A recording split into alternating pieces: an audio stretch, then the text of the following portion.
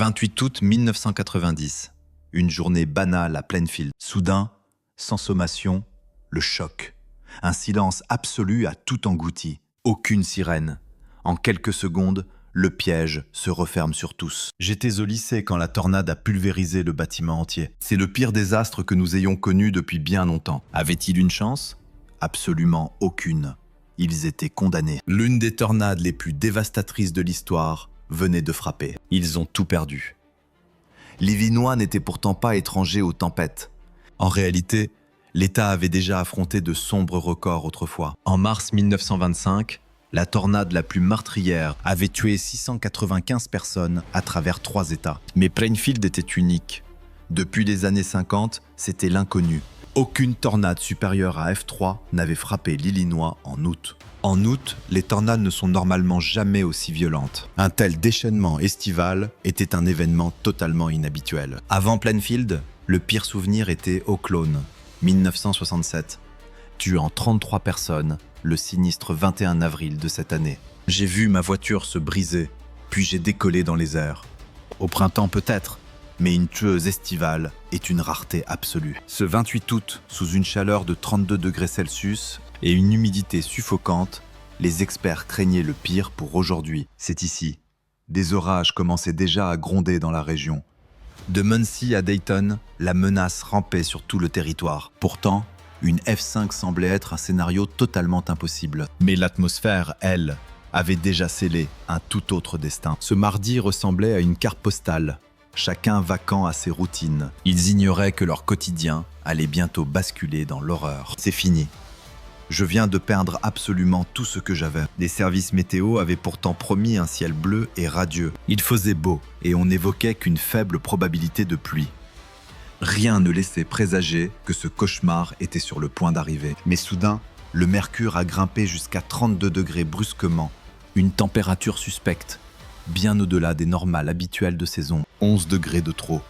L'équilibre était en train de se rompre. Fin août, l'atmosphère accumulait une énergie colossale dans l'ombre, soit le double de ce que les experts qualifient d'extrême. Au même instant, une perturbation invisible glissait sur les grands lacs. Un front froid arrivait, déchirant l'air lourd au niveau du sol. Personne n'avait compris le danger caché derrière cette fusion mortelle. C'était l'un de ces moments rares où le ciel provoque la destruction. Cependant, un ingrédient crucial manquait encore pour libérer le chaos. Le cisaillement des vents était faible, mais tout changea l'après-midi. On est sorti et j'ai dit « Regarde, le ciel devient noir ». Puis, cette lueur verdâtre a commencé à tout envahir autour de nous. La tempête nous a frappés avant même d'atteindre un abri sûr. Et là, mon mari est rentré. Ses mots ont tout glacé. C'est hors de question.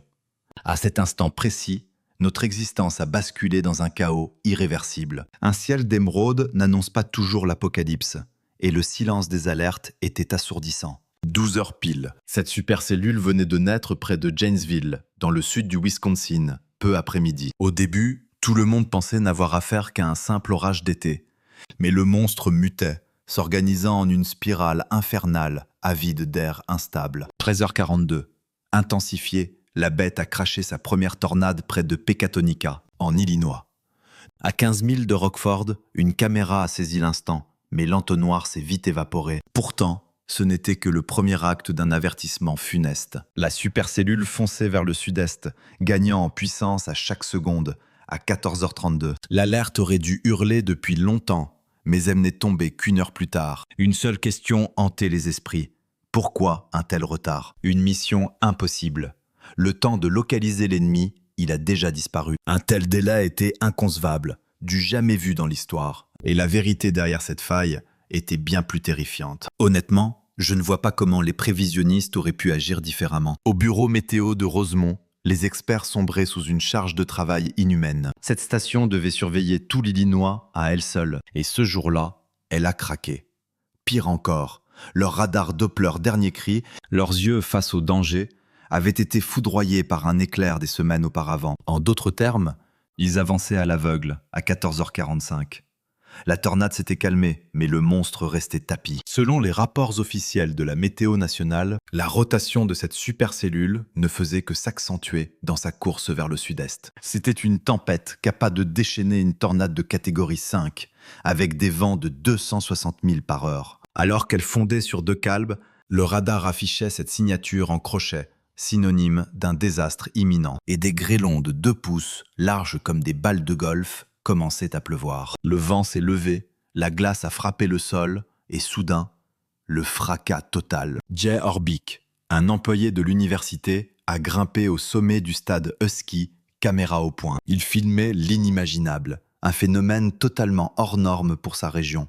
Je crois qu'on fonce droit dans l'œil d'une tornade, et on est trop stupide pour s'en rendre compte. Jay ne l'a jamais vu venir, mais le chaos qu'il filmait possédait déjà tous les ingrédients d'un cauchemar sans fin. 15h15.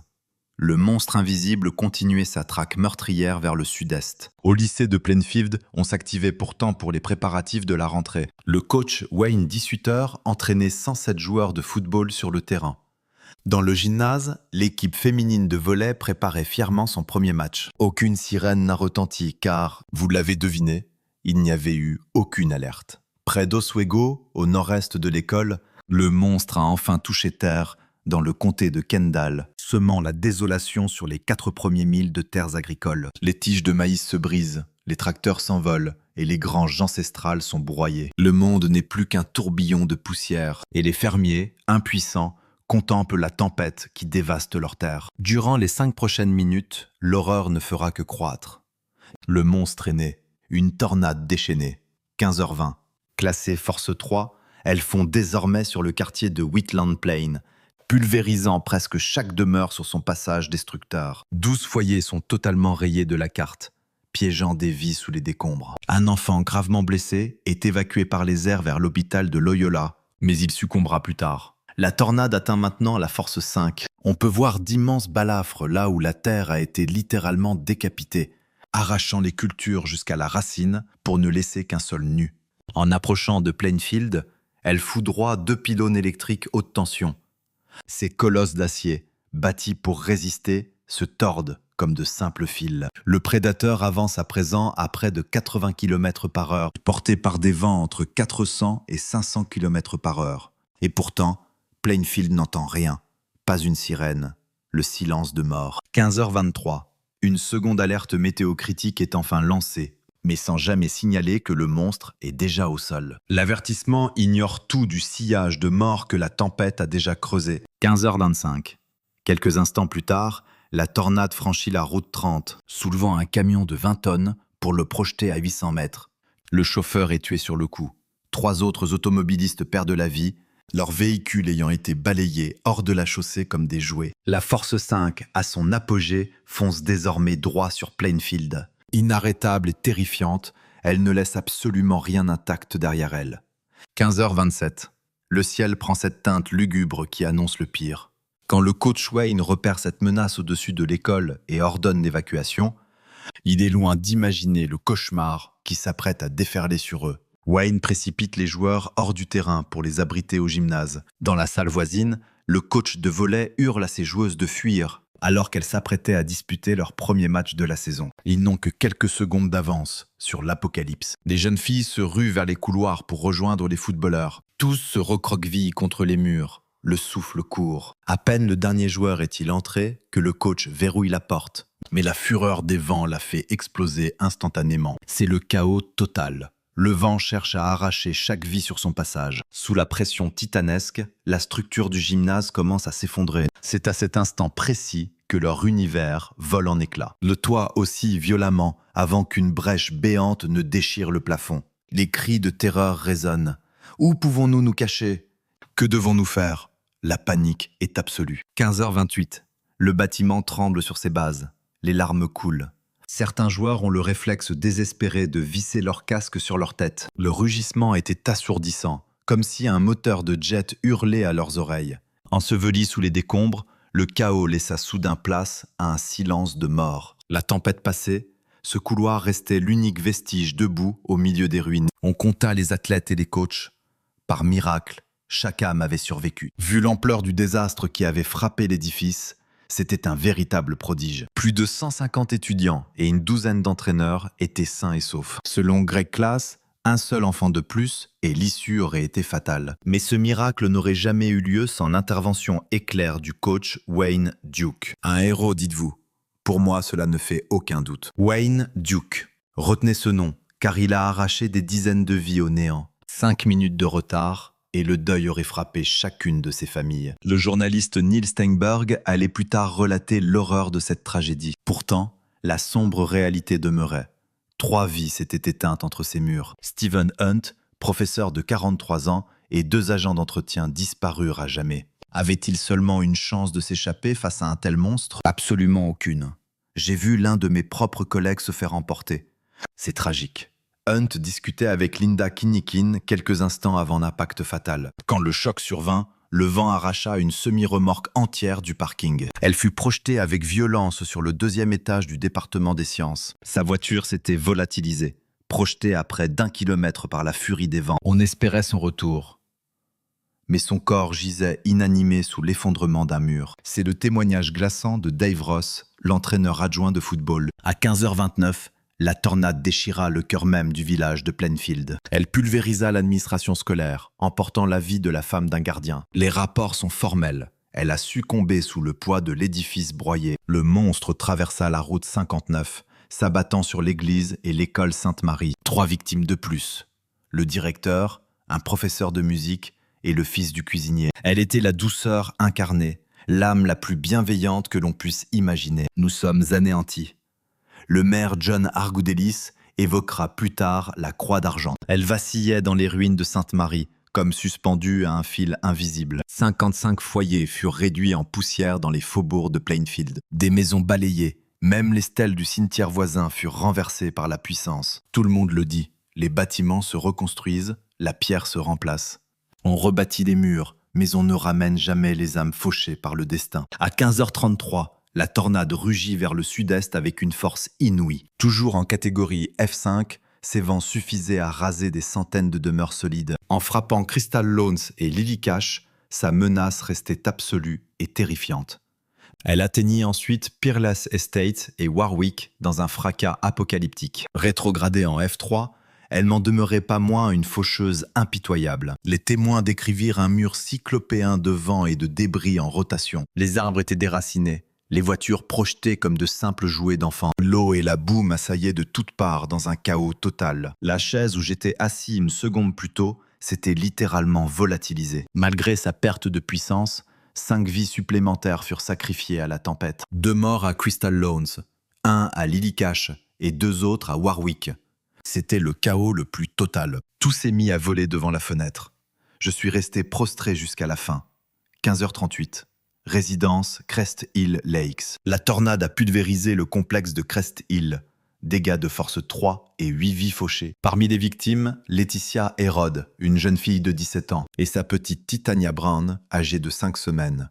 Toutes 2 surprises par le monstre de vent. Leur foyer a été annihilé. On a retrouvé leur corps dans un champ de l'autre côté de la rue. Sa mère, Justina Page, refusait de croire à une telle horreur. Son père, William Herod, restait seul face à un chagrin que les mots ne peuvent décrire. C'est un gouffre immense. Je n'ai même pas pu la voir devenir mère. Je ne l'ai pas vue aller à la fac, ni même commencer sa propre vie. Les débris me frappaient de partout.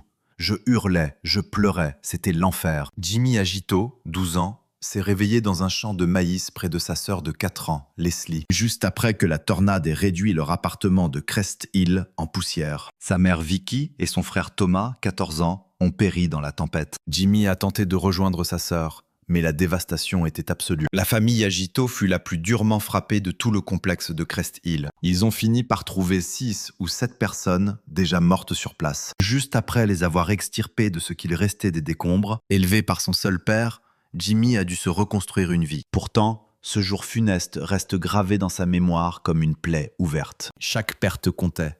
La douleur d'une famille ne peut jamais se mesurer. J'en ai vu des choses, mais rien d'aussi dévastateur que ce cauchemar. C'est tout simplement au-delà de l'entendement humain. Alors que le monstre quittait Crest Hill pour foncer sur Joliette, sa force chutait en catégorie 2, mais restait assez violente pour arracher 3 autres vies. Même les quartiers épargnés par la mort, comme Brighton Ridge, restaient traumatisés, avec des maisons en ruine et des rues entières dévorées. La tempête s'essoufflait enfin en traversant l'est de Joliette, oscillant entre la force 2 et 1, avant de s'évaporer vers 15h45. 30 minutes de fureur pure qui ont changé cette région pour l'éternité. 8 familles brisées en un claquement de doigts. 3 survivants sur 4. Quel immense gâchis. 15h45.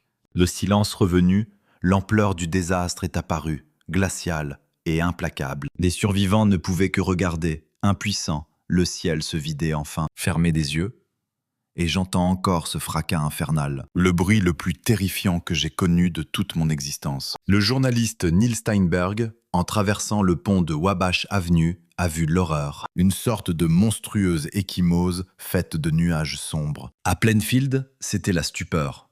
Aucun avertissement, aucune alerte. Une véritable zone de guerre. Les chiffres, eux, racontent une partie du drame. 16 000 de néant, 29 morts, 353 blessés et 470 foyers détruits.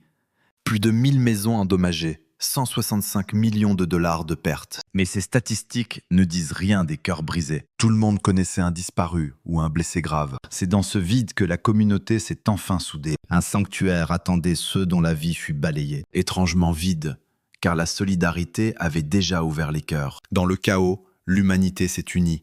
C'était une lueur d'espoir. Après 1990, le service météo renforça ses lignes à Roméoville en 1993, puis à Lincoln en 1995. L'expert Edward Fenlin l'affirme. 13 minutes nous séparent désormais de la mort. Un bond technologique vital depuis 1990.